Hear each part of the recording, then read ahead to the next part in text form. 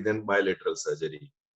But important thing to be noted that the decline is similar irrespective of the age.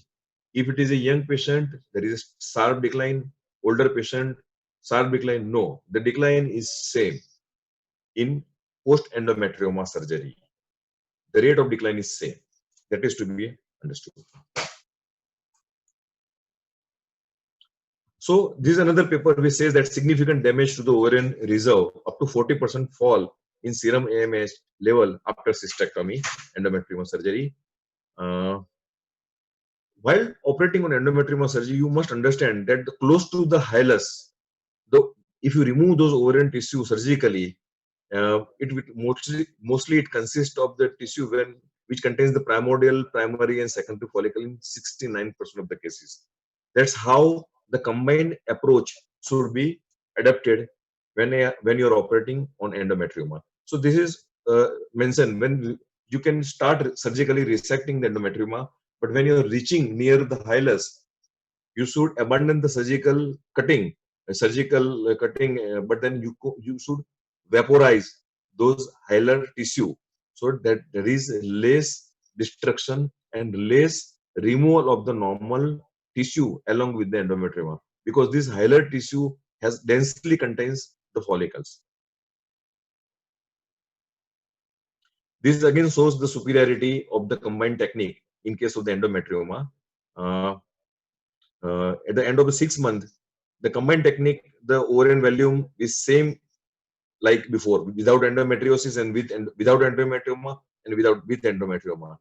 And ovarian volume is same, AMC is the same. So combined technique is the preferred technique when you are operating on the endometrioma. But this paper has changed the thought process of many of us, and this is published from our own group. I mean, Rajeshwari Bhatt and Susma and Amar Ramchandra Rajesh and Pratap Kumar and all. So what they said, that there is no effect on ovarian reserve if it is operated by good, skillful surgeon. There is no difference. They proved it in their study that there is no difference in the ovarian reserve. So the surgical expertise which makes the difference.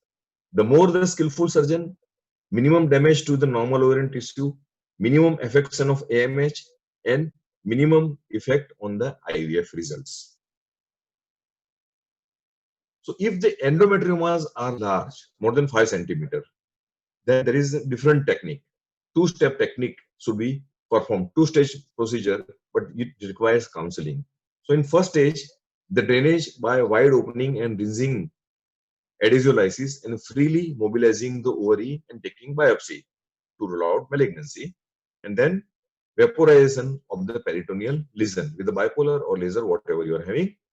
And in second, following that, GnRH agonist should be given for 3 months, and following that, second look laparoscopy for internal wall vaporization should be done.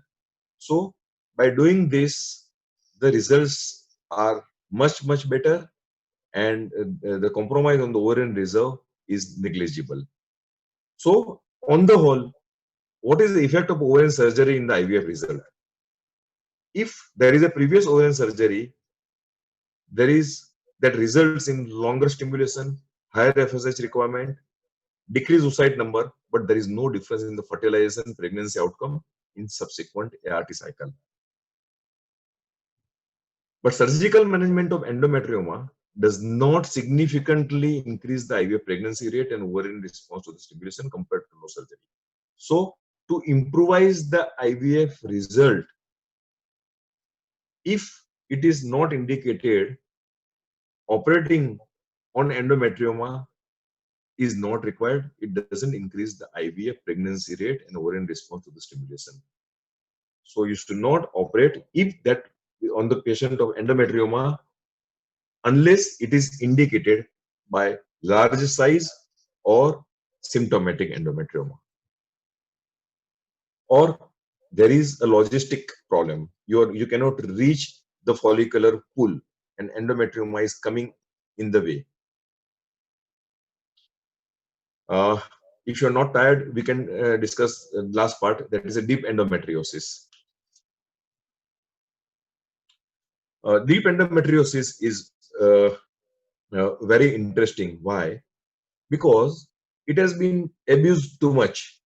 But it is it is not the deep endometriosis which requires so much abuse, because isolated deep endometriosis exists only in 6% of the total population who are suffering from the endometriosis. Please try to understand. And deep endometriotic nodule is under the peritoneum. It is not exposed to the general peritoneal cavity. So it does not affect the infertility by and large. How it affects? It reduces the sexual activity because it causes dyspareunia in the majority of the patients.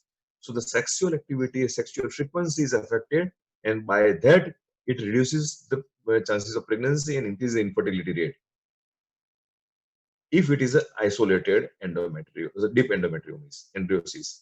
But these are only 6%. In most of the 94% of the patient, there is some association.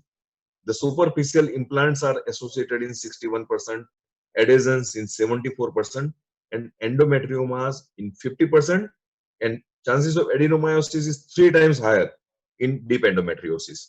So these are the gangster culprits, associates of deep endometriosis, which are responsible for reduction in the IVF success rate, reduction in the pregnancy rate.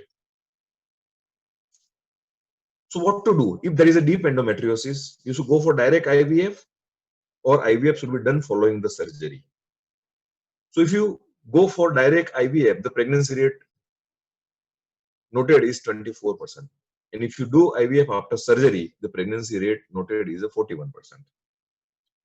The better success of prior surgery is attributed to not deep correction of the deep pelvic endometriosis, but it is because of the restoration of the pelvic anatomy by adhesiolysis, endometrioma resection, and dealing with the superficial implants, which is very important to be noted. The results of extensive surgery on deep and intraperitoneal endometriosis same with the conservative surgery taking care of the intraperitoneal lesion. What is the meaning? This is very important. Whenever there is a deep endometriosis and patient has decided to go for IVF, what is the best thing to do is do a operative laparoscopy, do the correction of the adhesions, taking care of the implants, taking care of the endometrioma if it is, and then go for IVF, rather than do radically surgically correction of whole deep endometriosis, because that's a huge task, and it hardly the difference. There is no difference in the success rate of IVF. In the last sentence of this slide, I have mentioned that the result of extensive surgery on deep and intraperitoneal endometriosis is same with conservative surgery taking care of intraperitoneal lesions. So repeatedly, I am stressing upon this, that culprit are adenomyosis, culprit are intraperitoneal lesions, that is implants and adhesions, which are responsible for spoiling the success. What is the impact of deep endometriosis on IVF result with endometrioma? Means those deep endometriosis without endometrioma without deep endometriosis, success rate is very high. But if the endometrioma plus deep endometriosis, success rate is reduced to 2/3. I mean, a significant reduction in the success rate. But other two studies by Methin and Pepilio failed to document the effect of deep endometriosis on IVF results. Probably, this is again explained by higher coexistence of adenomyosis and peritoneal lesion with deep endometriosis, as discussed just now. So, which are the cases where the surgery is preferable in deep endometriosis before IVF? No pain relief,